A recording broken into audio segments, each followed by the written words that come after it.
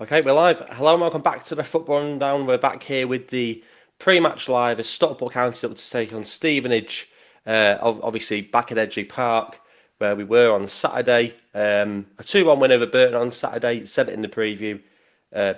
Before this game, it was a nervy sort of game in the end. That game on Saturday. Obviously, we want a bit of a better game of football tonight. I mean, look, it doesn't even feel like a match day to me. Some would say that's because you're not gone to the game. It is on Sky for those who obviously aren't going. For you that are, hopefully it's a good game and a better game than Saturday. As I say, first 15 minutes against Burton, very very promising, and then just seemed to go a little bit wrong once we went 1-0 up. But it was a lot. I mean, it was a big goal for Carl Wotton on Saturday. He came off at half time. Some thought that he may not have been available for this game. Some people might have thought he might have picked up an injury. That was certainly my feeling when he came off at half time for Horsfall. I was thinking maybe there's an injury there because he was just starting to look like he's got that goal. It's been a bit of a goal drought for him. His tail might be up now. He might be confident. And then he comes off at half time for Fraser Horsfall, who got his, as I say, first set of minutes of the year 2025.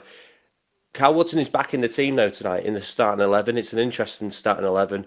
I've only had a quick look at it actually just before I've come on, so I haven't actually made my mind up on what the formation is.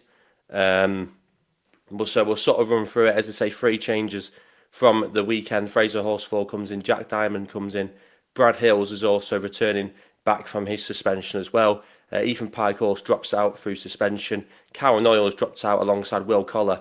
Now, what I would say, Will Collar being dropped, quality player, but has been in need of a rest for some time, and I'm glad that the manager has seen that and has obviously looked to put him out the starting 11. But he is still on the bench. He's still involved in the matchday squad. And look, I'm not necessarily against that, but he has been in need of a rest. His performances, I think a couple of people have said it now as well, over the last couple of weeks, he's starting to look tired.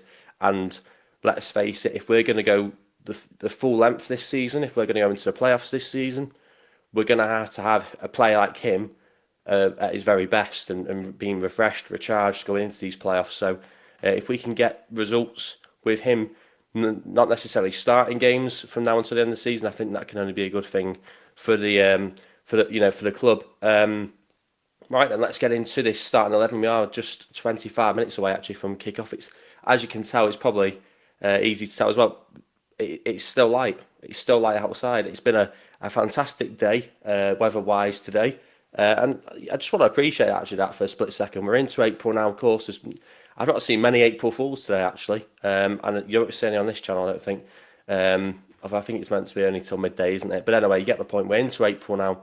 Fantastic weather today. And obviously it's still light in the background. That's what I was going to say. It might be the first time actually in a long time, but it's actually been light for an evening kickoff midweek. So yeah. Anyway, team news. That's what we all want to know. Of course, Adai starts in goal. Ibi Toure, Lewis Bate, Horsfall, Jack Diamond, Tanto Alafi, Jaden Fevrier, Callum Connolly, Cal Wotton, Ollie Norwood, and Brad Hills. So I'm looking at it there. You've got Ibi Toure, you've got Jack Diamond, Jaden Fevrier. I'm trying to work out this formation for a split second. So Toure, Horsfall, Connolly, Hills. That's got to be a back 3 or 4 somehow. People get your thoughts in on what you think this lineup could be, because I'm looking at it. We've got Toure. I'm thinking this out loud. Connolly, Hills. So Toure will obviously be left back. Hills, Connolly, and Horsfall. Maybe Fevrier at right wing back potentially. But I'd be disappointed if we went with a back 3, because we've looked better at times, I think, in a 4 recently. I mean, even on Saturday, we looked better from the get-go with a 4. I don't think the reason why it went wrong was because we played a 4. I just think we took our foot off the gas. So I'd be disappointed if we played a 3 at the back, especially against Stevenage, who I think have typically played with a 4 at the back, a 4-2-3-1 so far this season. But look, I'm happy Fevrier starting as well.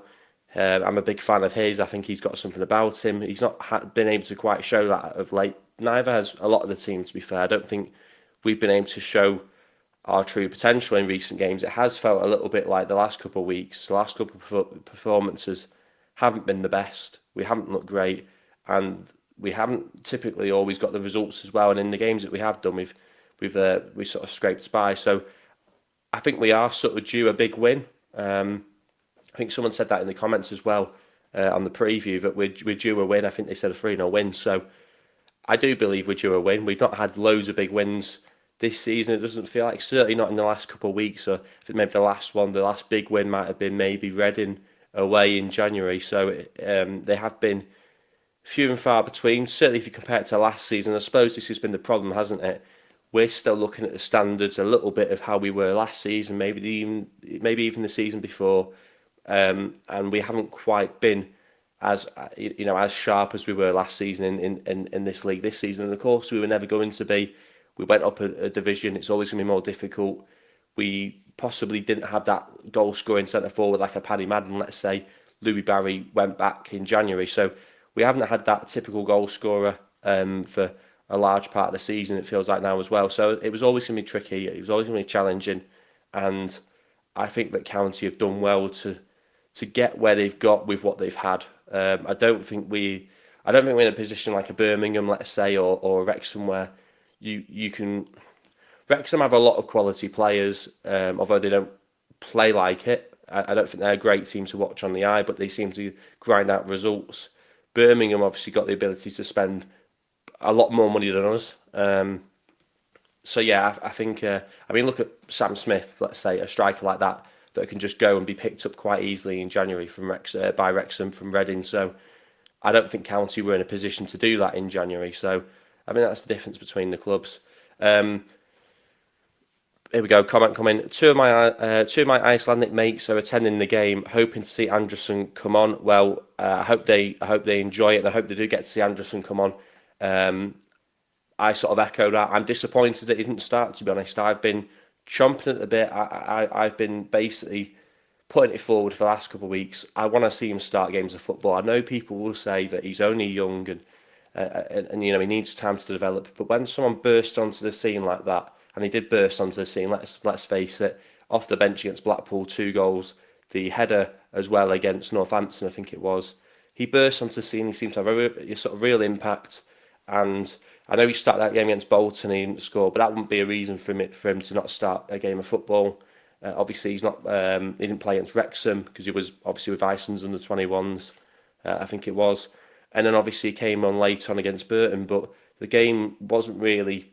We weren't in a position where we're looking to create that many chances at that point in the game, so I wouldn't judge him too much in the minutes he got against Burton, on Saturday. So I want to see him start. I think the fan base is probably split. I think there's sections that think starting, why we're not starting him. I think there's other sections that are saying he needs to be patient. We need to be patient with him.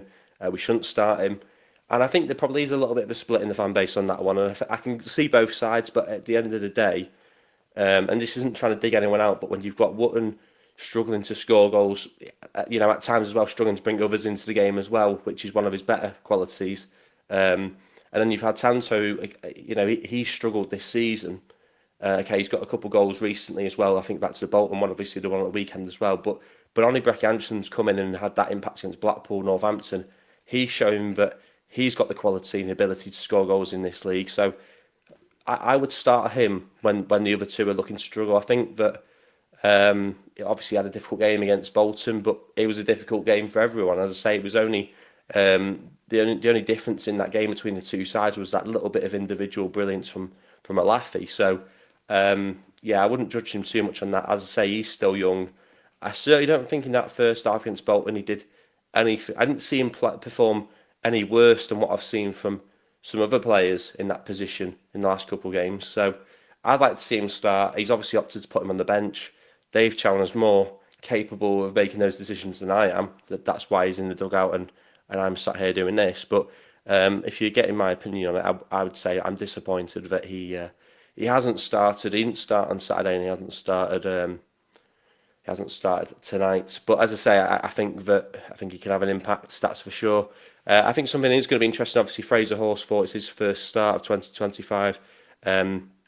Tonight, as I say, came against Burton. A bit of a surprise for him to come on when he did, especially coming on for Wootton, who just scored in that first half. But hopefully he can he can have a, well, hopefully he's not had to be called upon too much, because hopefully the ball is at the other end of the pitch. But let's hope that if he is called upon, he can come through the game having played well and relatively unscathed. We don't want we don't want injuries happening, because let's face it, now that he's back available for us, he's going to be a big player for us in these playoffs if we get there. So everyone's got an opportunity now to put themselves in that starting 11 for the next however many games and fight for their place and show why they should start in the playoffs should we get there, which we should really be in the playoffs. I'm not being arrogant when I say that, but we've been in that position in the majority of this season. I can't remember a match week where we haven't been in the top half of the table. I can't remember a match week where we haven't been in the top six, maybe apart from the first couple of weeks.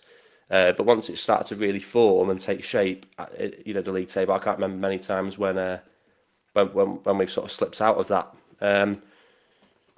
Let BREKI start against weakened backlines. Then again, perhaps Woods will be inspired to lift his game after that goal. Well, I think we're all hoping for that. Thanks for the message as well. I think we are all hoping that Wootton can get firing.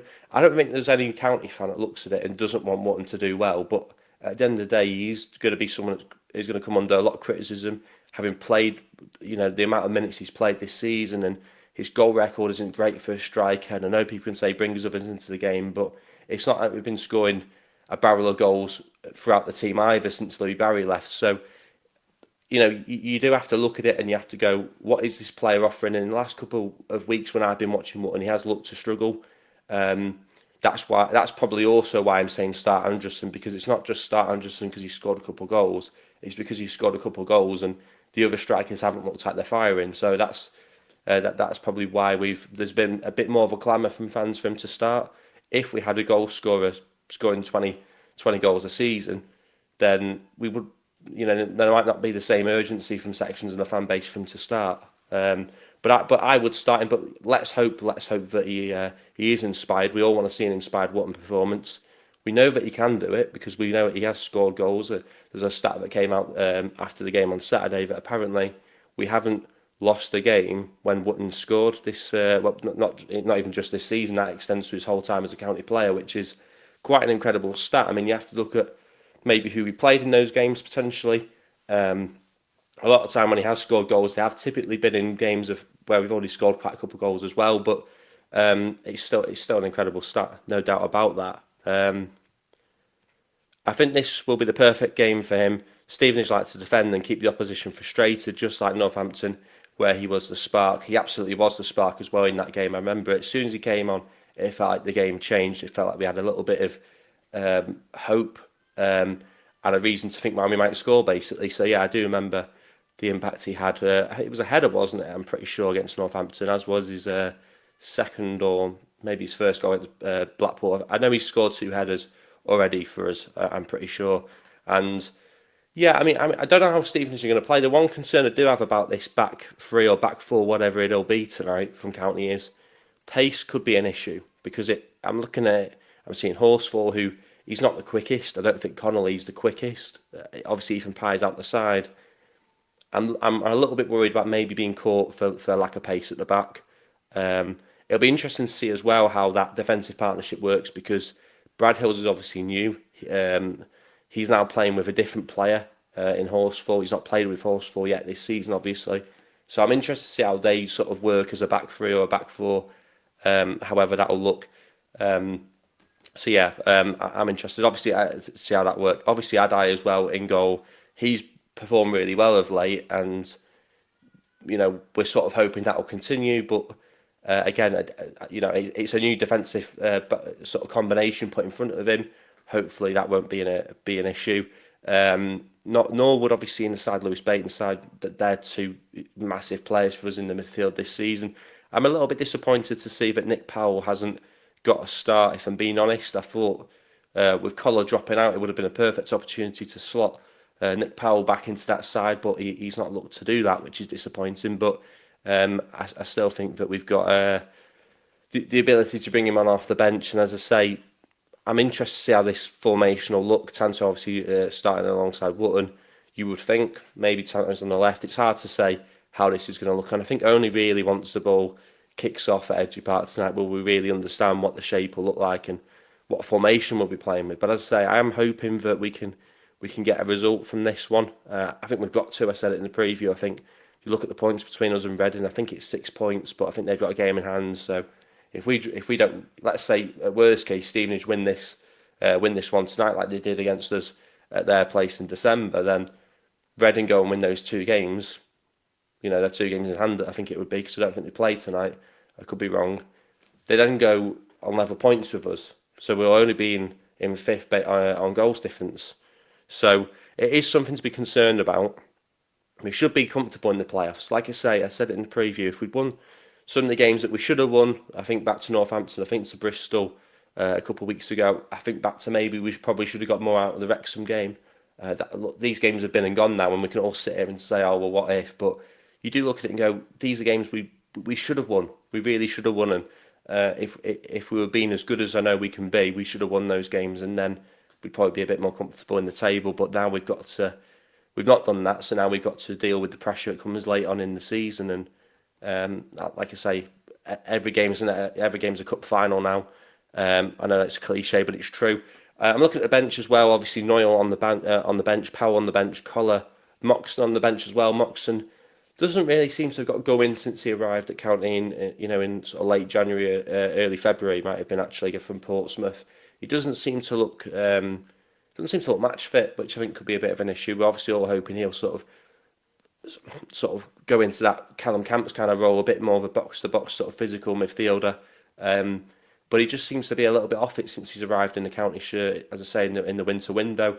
He's obviously a player with quality. We spoke about it when we signed him, obviously listed about the clubs he's played for and how important a role he's played for those clubs in those successes in which they've had. But he just doesn't seem to have quite got into that level of form yet for County. So, interesting as well, he's on the bench. Very rarely do we see him start games of football. So I think that says there must be a fitness issue there between, with Moxon. And then you have to ask the question, well, we signed him. So there's another player that we've signed that hasn't really come in and hit the ground running, and he's not exactly, I think he might be 28, 29, so he's closer to 30 than he is 20. So we talk about patience. It's easier to give patience to young players because there's a potential that they can grow into that kind of a player, whereas these players you're bringing in, players like Moxon or Cosgrove, let's say, you're expecting them to come and perform now, and that sort of brings me on nicely. No Cosgrove on the bench tonight. You've got Anderson on the bench, Hamilton's back on the bench, but when are these players going to feature? I've been sort of saying this all season. We've got to, if we want to achieve something this season, we've got to trust the squad. We've got to use the squad. Fiorini was shipped out on loan after not really getting a great deal of opportunities in the in the sort of league squads. Hamilton's coming on loan in January, is sort of seen as a bit of a Louis Barry type replacement, but we changed the formation. We don't now really play with wide players, and he's not really had a look in. So you do question sometimes what these players are. What is the plan? What is the thinking behind these players? I'd love Hamilton to come on and play some minutes today, because I want to see what he's about. I want to see what kind of a player he is. I want to see what kind of a part he can play in these remaining games for County. But as I say, I don't see him really being utilised much. I think that the fact he's on the bench, he's probably just there to make up numbers. That's how it feels anyway, from my point of view. It doesn't feel like we've really embraced him. We don't think we've really given the opportunity in the minutes that he probably needed. If I'm Middlesbrough, I'm not happy with his game time. I'd be questioning whether or not we would want to loan a player to County based on the fact that he's coming. They've paid obviously money for him in the summer. He's had no minutes really in a County shirt, so he's on the bench. But I'm looking at the bench. It doesn't really fill me with loads of confidence. There's Powell on it. There's Anderson on it. But I think really this team it needs to get performing. In the sort of first half, because there's not a lot of quality on that bench other than Anderson and Powell. And again, how fit is Nick Powell going to be? The fact that he's not starting him says that there's probably a fitness issue there, and that's to be expected as well because he's come back from a long-term injury. So I'll be interested to see how this team, as I say, it's kind of hard to work out what the shape will be, and that kind of affects how I'll look at the game, how optimistic I am about the game. If we play with a 4 and we play a bit more on the front foot, I think we've got the players there on the pitch to go at them and be a bit exciting to watch. I can if it's a 4 at the back and we've got, let's say, Fevrier running at them from the wide areas, you've got Jack Diamond running at them, you've got Tanto, you've got Wotton bringing Tanto into the game. then I can see us scoring a couple of goals tonight. I think we are due a win, a big win. So, but if it is a back five and we're a little bit more defensive, I think it's going to be a tough watch. So yeah,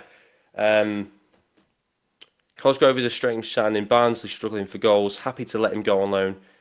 Should bring up some red flags. I mean, I think we discussed this when he was signed as well. I think you're spot on in what you're saying. It was a strange signing, especially being deadline day. It did feel like a bit of a panic signing. Barnsley struggling for goals and letting their striker go. It does bring red flags. To me, it feels like an opportunity to let a player go that they probably weren't that happy with, to let him go last minute, to let him go on deadline day. Doesn't feel like they really particularly rated him. Look at where Barnsley are in the table as well. It's not exactly like they're high flying this season as well. So, yeah, I think it's a spot on comment, and it certainly does raise red flags. And then, like I say, we brought him in, and very rarely does he get on the pitch. And to be honest, very rarely, especially recently, has he even been on the bench. So, yeah, you do have to scratch your head at that signing. You do have to scratch your head at some, many of the signings really this season.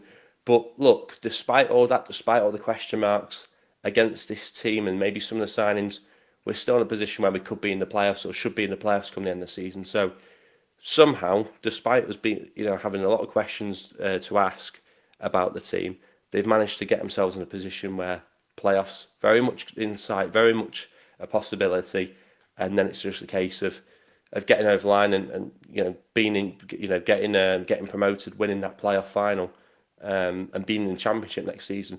Again, some people were talking about fans being split about whether or not Anderson should start. I think the fans are split on whether or not they even want to achieve promotion this season. There's sections that will say, I think that we're not quite ready for it. I'd rather take a year out, another year in League One, then achieve that. There's some saying, bloody hell, we might not even get there. If we take a year out, it's not as if it's going to be any easier next season necessarily. So they want that now. And I think that the thing is, are you ever really ready for promotion until it hits you? Would taking a year out necessarily, would we be any better off for it? Possibly not, because there's a school of thought that maybe if we don't go up this season, Ethan Pye's had a fantastic season, probably been county's best player this season. There's a good chance he might move on if we're not a championship side next season. There's a good chance that maybe some other players might move on. Lewis Spate, I think, has attracted attention through his performances this season. If he's not in the championship next season, will he sort of look at it and think maybe there's a better offer somewhere else? So we're not necessarily going to be better if we take a year out and have an extra year in League One. I do understand that thought process, because I know we did that in League Two. We got to the playoffs, the playoff final, lost on penalties narrowly, and then went and did an amazing season where we won the title the year after. But I don't know if it's quite going to work the same way this time. So I think this could be now or never in terms of opportunities to go up to the championship. And you might, whether or not you think you're ready or not, you might just have to take it if you want to take that risk.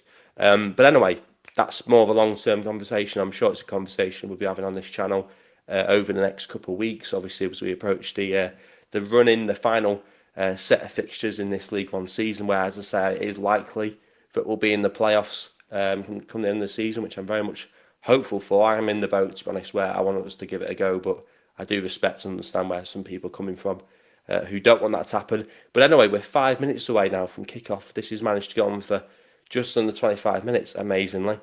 So I want to say big thanks to everyone who has got involved live. Pre-match, we will be going live. Post-match as well, once the full-time whistle's gone. It does say around, I can't even remember what time I picked. I think it was about 9:20 or something. We'll be going live at 9:30, I think it was. It might be a little bit later. So if I'm not live by 9:15, don't panic. I'll probably be on it definitely by 10 to 10. So yeah, do keep your eye out for that one. As I say, I'll just read this one out as well before I go.